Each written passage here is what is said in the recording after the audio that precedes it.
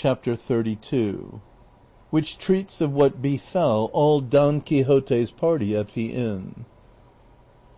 Their dainty repast being finished, they saddled at once, and without any adventure worth mentioning, they reached next day the inn, the object of Sancho Panza's fear and dread. But though he would have rather not entered it, there was no help for it.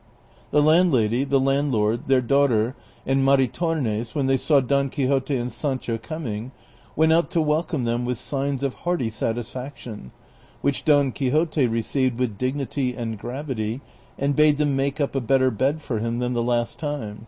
To which the landlady replied that if he paid better than he did the last time, she would give him one fit for a prince. Don Quixote said he would, so they made up a tolerable one for him in the same garret as before, and he lay down at once, being sorely shaken and in want of sleep. No sooner was the door shut upon him than the landlady made at the barber, and seizing him by the beard said, "By my faith, you are not going to make a beard of my tail any longer.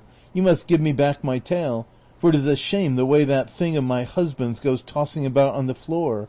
I mean the comb that I used to stick in my good tail." But for all she tugged at it, the barber would not give it up until the licentiate told him to let her have it, as there was now no further occasion for that stratagem, because he might declare himself and appear in his own character, and tell Don Quixote that he had fled to this inn when those thieves the galley slaves robbed him, and should he ask for the princess's squire, they could tell him that she had sent him on before her to give notice to the people of her kingdom that she was coming, and bringing with her the deliverer of them all. On this the barber cheerfully restored the tail to the landlady, and at the same time they returned all the accessories they had borrowed to effect Don Quixote's deliverance. All the people of the inn were struck with astonishment at the beauty of Dorothea, and even at the comely figure of the shepherd Cardenio. The curate made them get ready such fare as there was in the inn, and the landlord, in hope of better payment, served them up a tolerably good dinner. All this time Don Quixote was asleep, and they thought it best not to awaken him, as sleeping would now do him more good than eating. While at dinner, the company consisting of the landlord, his wife, their daughter Maritornes, and all the travellers, they discussed the strange craze of Don Quixote, and the manner in which he had been found, and the landlady told them what had taken place between him and the carrier, and then looking round to see if Sancho was there, when she saw he was not, she gave them the whole story of his blanketing, which they received with no little amusement. But on the curate observing that it was the books of chivalry which Don Quixote had read that had turned his brain, the landlord said, "I cannot understand how that can be, for in truth, to my mind, there is no better reading in the world, and I have here 2 or 3 of them with other writings that are the very life, not only of myself, but of plenty more. For when it is harvest time, the reapers flock here on holidays, and there is always one among them who can read, and who takes up one of these books, and we gather round him, 30 or more of us, and stay listening to him with a delight that makes our gray hairs grow young again. At least I can say, for myself, that when I hear of what furious and terrible blows the knights deliver, I am seized with the longing to do the same, and I would like to be hearing about them night and day."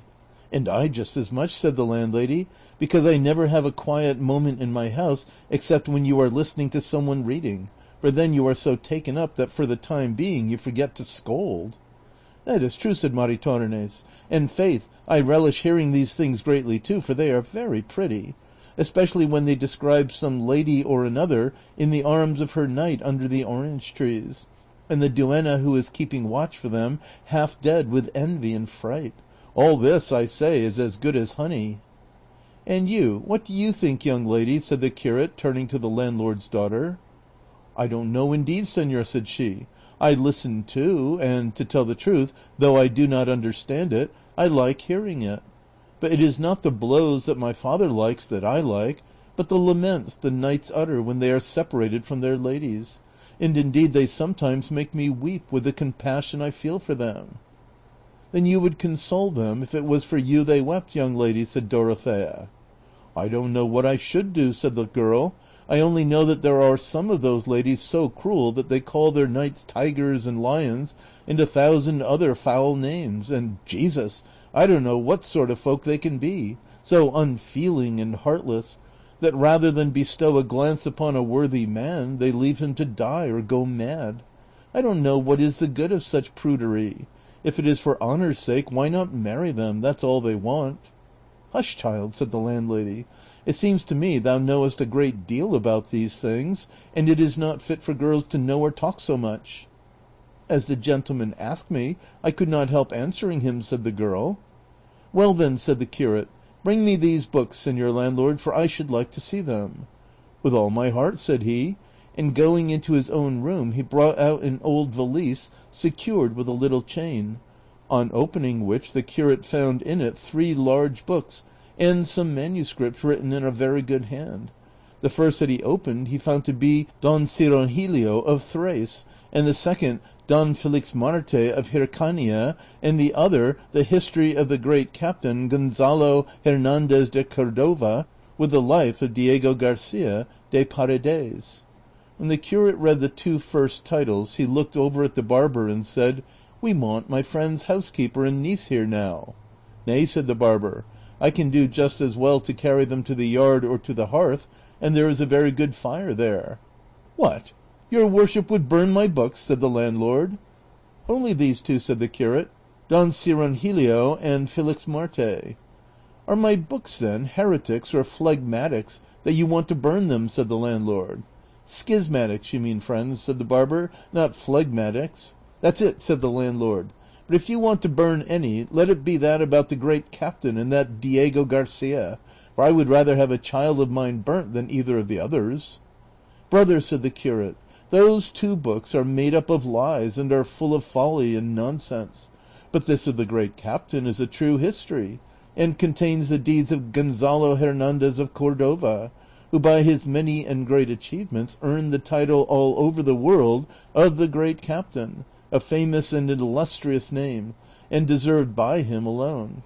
And this Diego Garcia de Paredes was a distinguished knight of the city of Trujillo in Estremadura, a most gallant soldier, and of such bodily strength that with one finger he stopped a mill wheel in full motion, and posted with a 2-handed sword at the foot of a bridge he kept the whole of an immense army from passing over it, and achieved such other exploits that if instead of his relating them himself with the modesty of a knight and of one writing his own history, some free and unbiased writer had recorded them, they would have thrown into the shade all the deeds of the Hectors, Achilleses, and Rolands. Tell that to my father, said the landlord. There's a thing to be astonished at. Stopping a mill wheel? By God, your worship should read what I have read of Felix Marte of Hircania, how with one single backstroke he cleft 5 giants asunder through the middle, as if they had been made of bean pods like the little friars the children make. And another time he attacked a very great and powerful army, in which there were more than 1,600,000 soldiers, all armed from head to foot, and he routed them all as if they had been flocks of sheep. And then, what do you say to the great Cirongilio of Thrace, that was so stout and bold, as may be seen in the book, where it is related that as he was sailing along a river, there came up out of the midst of the water against him a fiery serpent, and he, as soon as he saw it, flung himself upon it, and got astride of its scaly shoulders, and squeezed its throat with both hands with such force that the serpent, finding he was throttling it, had nothing for it but to let itself sink to the bottom of the river, carrying with it the knight who would not let go his hold. And when they got down there, he found himself among palaces and gardens so pretty that it was a wonder to see. And then the serpent changed itself into an ancient old man, who told him such things as were never heard. Hold your peace, senor, for if you were to hear this you would go mad with delight. A couple of figs for your great captain and your Diego Garcia. Hearing this, Dorothea said in a whisper to Cardenio, Our landlord is almost fit to play a second part to Don Quixote. I think so, said Cardenio, for as he shows, he accepts it as a certainty that everything those books relate took place exactly as it is written down, and the barefooted friars themselves would not persuade him to the contrary. But consider, brother, said the curate once more, there never was any Felix Marte of Hircania in the world, nor any Cirongilio of Thrace, or any of the other knights of the same sort that the books of chivalry talk of. The whole thing is the fabrication and invention of idle wits, devised by them for the purpose you describe of beguiling the time, as your reapers do when they read. For I swear to you, in all seriousness, there never were any such knights in the world, and no such exploits or nonsense ever happened anywhere. Try that bone on another dog, said the landlord, as if I did not know how many make 5 and where my shoe pinches me. Don't think to feed me with pap, for by God I am no fool. It is a good joke for your worship to try and persuade me that everything these good books say is nonsense and lies, and they printed by the license of the lords of the royal council, as if they were people who would allow such a lot of lies to be printed altogether, and so many battle and enchantments that they take away one's senses. I have told you, friend, said the curate, that this is done to divert our idle thoughts, and as in well-ordered states games of chess, fives, and billiards are allowed for the diversion of those who do not care, or are not obliged, or are unable to work, so books of this kind are allowed to be printed, on the supposition that, what indeed is the truth, there can be nobody so ignorant as to take any of them for true stories. And if it were permitted me now, and the present company desired it, I could say something about the qualities books of chivalry should possess to be good ones, that would be to the advantage and even to the taste of some. But I hope the time will come when I can communicate my ideas to someone who may be able to mend matters.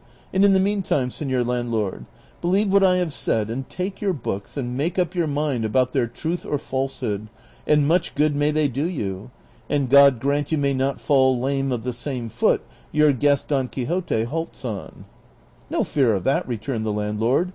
I shall not be so mad as to make a knight errant of myself, for I see well enough that things are not now as they used to be in those days, when they say those famous knights roamed about the world. Sancho had made his appearance in the middle of this conversation, and he was very much troubled and cast down by what he heard said about knights errant being now no longer in vogue, and all books of chivalry being folly and lies. And he resolved in his heart to wait and see what came of this journey of his master's, and if it did not turn out as happily as his master expected, he determined to leave him, and go back to his wife and children and his ordinary labor. The landlord was carrying away the valise and the books, but the curate said to him, "Wait, I want to see what those papers are that are written in such a good hand." The landlord, taking them out, handed them to him to read, and he perceived they were a work of about 8 sheets of manuscript, with, in large letters at the beginning, the title of Novel of the Ill-Advised Curiosity. The curate read 3 or 4 lines to himself and said, "I must say the title of this novel does not seem to me a bad one, and I feel an inclination to read it all." To which the landlord replied, "Then your reverence will do well to read it, for I can tell you that some guests who have read it here have been much pleased with it, and have begged it of me very earnestly. But I would not give it, meaning to return it to the person who forgot the valise, books, and papers here, for maybe he will return here some time or other. And though I know I shall miss the books, faith, I mean to return them, for though I am an innkeeper, still I am a Christian." "You are very right, friend," said the curate, "but for all that, if the novel pleases me, you must let me copy it." "With all my heart," replied the host. While they were talking, Cardenio had taken up the novel and begun to read it, and forming the same opinion of it as the curate, he begged him to read it so that they might all hear it. "I would read it," said the curate, "if the time would not be better spent in sleeping than in reading." "It will be rest enough for me," said Dorothea, "to while away the time by listening to some tale, for my spirits are not yet tranquil enough to let me sleep when it would be seasonable." "Well then, in that case," said the curate, "I will read it, if it were only out of curiosity. Perhaps it may contain something pleasant." Master Nicholas added his entreaties to the same effect, and Sancho too, seeing which, and considering that he would give pleasure to all and receive it himself, the curate said, "Well then, attend to me every one, for the novel begins thus."